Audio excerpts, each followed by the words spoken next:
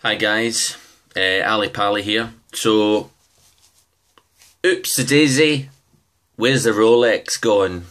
Well, bit of a story behind that. Had it about a week. It fucked up and basically stopped working. And I went in today, got a refund, etc. I had a bit of an argument getting the refund, but before I went in, I double checked my sort of rights and whatnot, and everything to do with what you're supposed to do in these situations. So it's a bit of a disappointment. Hasn't worked out, but that's luxury watch ownership for you. You know, you buy second hand, you don't know what you're gonna get. You know, you might get a bargain, but every time you buy second hand, you are taking a risk. So you have to bear that in mind. And I think at the time, it's easy to say, well, I'm prepared to take the risk, I'll take a flyer and everything will be fine. Just start there for a minute. Blah, blah, blah, sort that. You know, you take the risk and you think you'll be fine. And then when you're paying the price, had it about 6 days, stopped working. Now, it could have been laid up for a while, but, you know, I know guys that have had watches in the safe for a while, take them out and they work. It's a Rolex. It's supposed to be pretty robust. Shouldn't have picked up any magnetic problems. Didn't take any major knocks, you know. Fine. So it's a bit of an odd one. My suspicion is that the watch has been tampered with. It's had the case back off.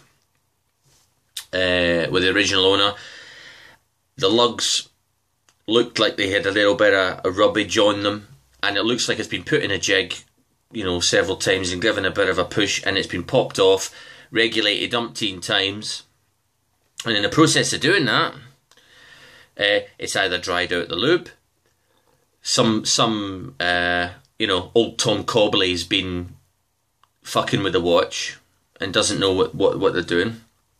And it's shades of, but with a £4 watch, it's shades of what happened to my wife's watch, the rotary watch, which was an anniversary present after about, whatever it was, 15, 17 years married. Went into a local place to get the battery swapped, and they fucked it up, you know, broke the watch, magnetised it, and lost the fucking screws. Had to go to rotary and get sorted. Shades of that going on here, you know. It's been opened, fucked about with, you know, what conditions it really in. Now, they tried to offer to fix it and stuff, and I went down that route initially thinking, maybe I'll just get it sorted. But you've got to be a wee bit careful, you know.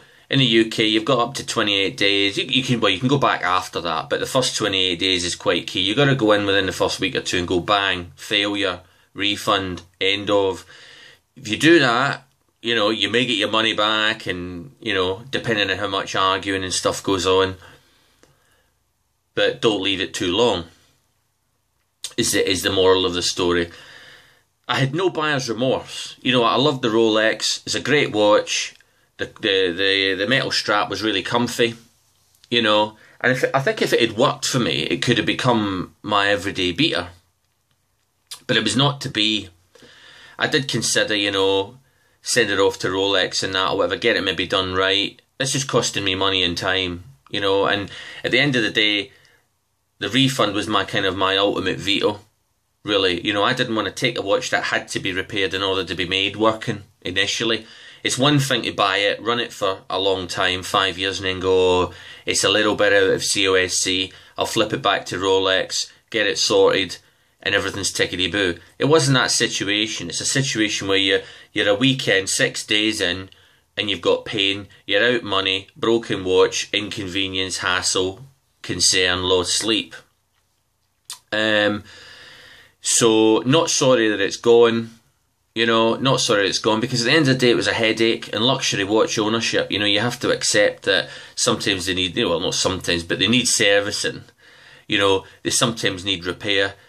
But it's painful if that's necessary. You know, that's a painful thing to go through if that's necessary. If it works good for you, great. And you expect the Rolex, you know, this is all about a watch that you're supposed to take to the South Pole and dive and all that kind of shit. and you can't take it home in the car and wear it for a few days without it fucking up. So my estimation is it's been probably tampered with in some way.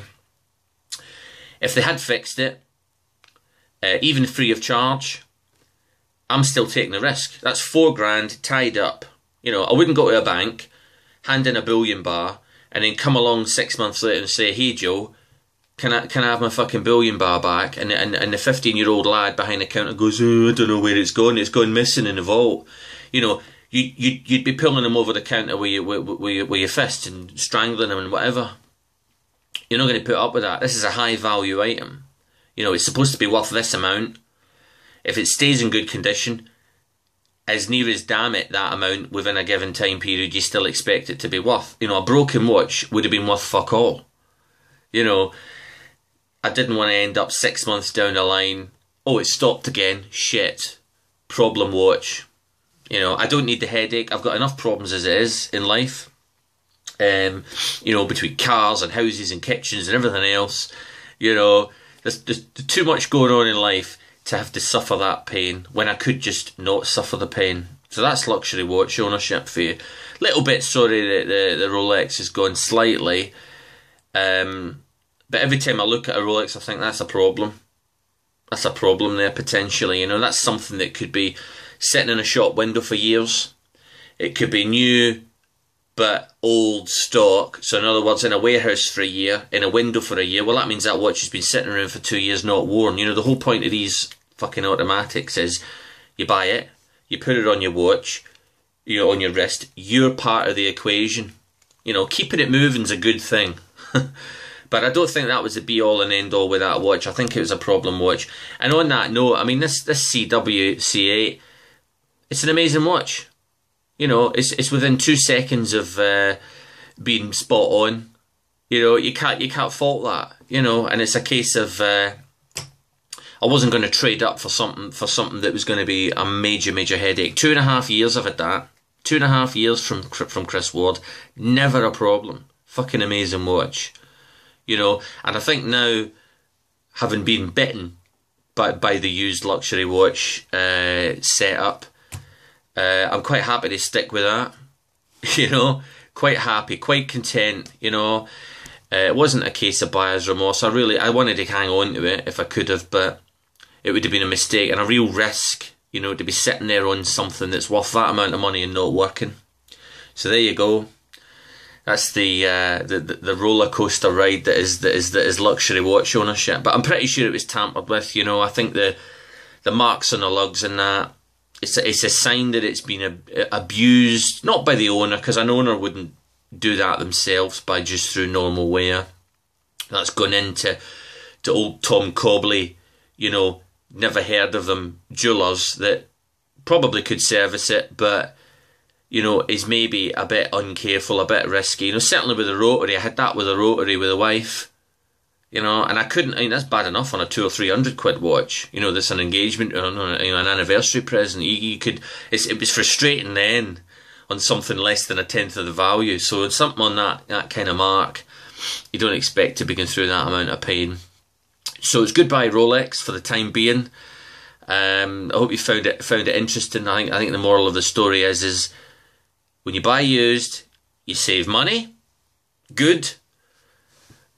On the bad side, you got risk. You've got to balance that up, you know. And if you're not prepared to, you know, buy new at 5 and you want to buy used at 4, that extra 1,000 you've saved, you may end up spending that 1,000 servicing it and fixing it. So, you know, if you're not happy doing that, either don't buy it at all or buy new. But if you are happy doing it, buy used and fine. You know, take the risk and then pay the price. You know, it's a case of, what do they say? Act in haste, repent at leisure. So, c'est la vie. That's the way things go. I'm just lucky I managed to sort things out. Thanks for that, guys. Any questions, bump me a note. Enjoy.